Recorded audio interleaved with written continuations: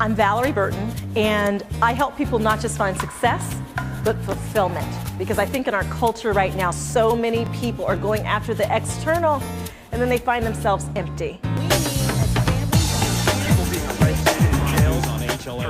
is not something that's out of the norm. And as a coach, my job is always asking people powerful questions. So if you ask the right questions, you get the right answers. You know, if that's the question, what's going to be urgent for you? What really matters when you get to the end of your life? What really matters? Yeah. And, you know, one of the reasons we have a lot of stress oftentimes is because of what we're thinking. Yeah. And so it's really important to notice your thoughts when you're under stress, because your thoughts, if you're telling yourself, I can't handle this, I'm stressed out, that's when you tend to become more stressed. When we picture our destination, this emotion tends to pop up. What do you think that emotion is?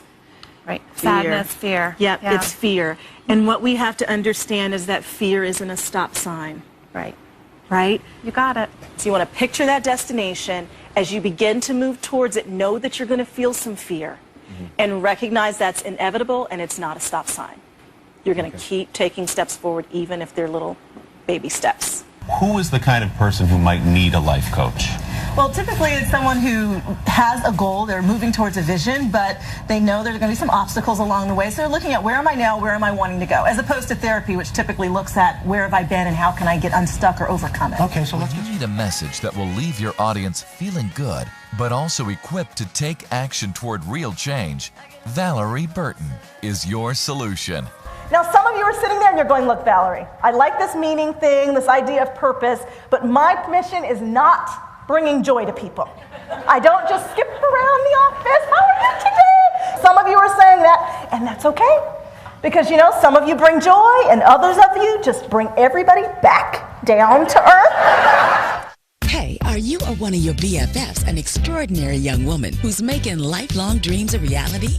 Well, tell us how in a 100-word or less essay when you enter the BET Living Radiantly contest. Just hit us up online at BET.com/Living Radiantly contest. And you could win the $10,000 grand prize and a life coaching session with renowned coach Valorie Burton. Enter the contest now through December 14th and tell us how you're living radiantly. You know, the world we live in today, we're all a brand, and at work you are a brand. Your reputation is your brand.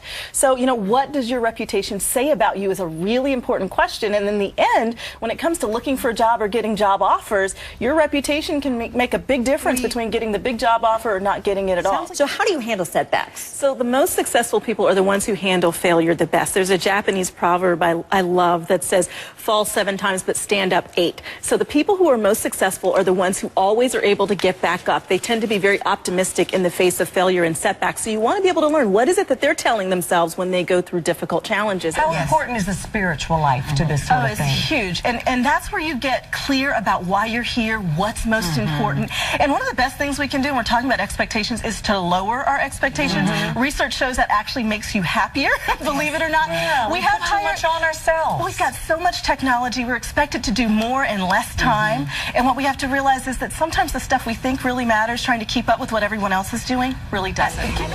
Hello and welcome. This is my life on the road. I just finished drying my hair, which takes a really long time, and I just finished eating breakfast.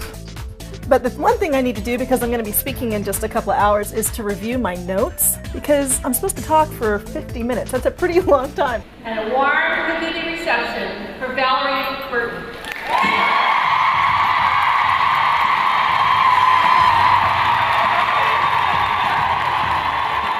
I love to have fun with my audience. A lot of times I bring them up on stage. A big piece of it in terms of what I teach and what I coach is helping people understand the connection between their thoughts and their emotions and their reactions. Valorie, I've always thought that we're supposed to let go of our baggage. Just discard it. Should Stephanie just let go of her mom? Let go of that baggage? She can't let go of her mom. It's part of her story. Now, we all have a story. When you have stuff you've gone through, it's a part of your story.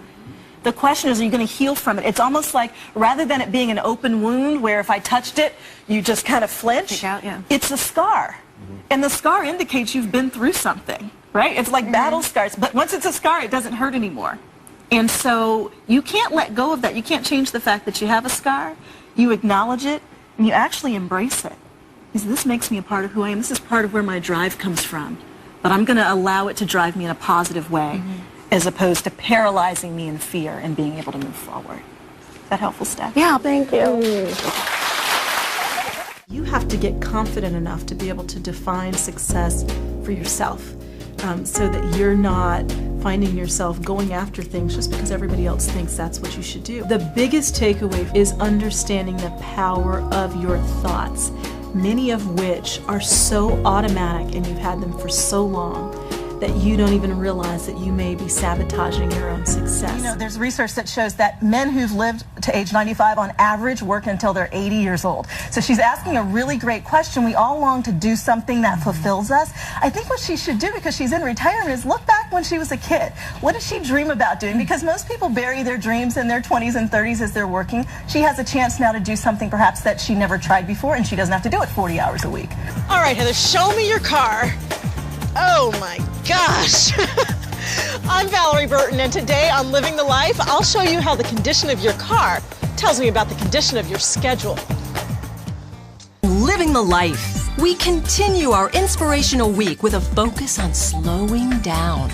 Author and life coach Valorie Burton examines our hectic, overscheduled lives and helps us focus on less quantity and more quality in our activities. Awesome, just to learn about how to be resilient and know that you can bounce back no matter what's going on. It's just awesome to know that it's already inside you. She's awesome. She inspires me at 2 or 3 in the morning. She doesn't even know me, so it was awesome. I know this is the calling on my life. I know I'm supposed to inspire women to live fulfilling lives. I've spoken in over 40 states. I've coached people in over 8 countries. I love what I do, and I'm on the road doing it every month, every week.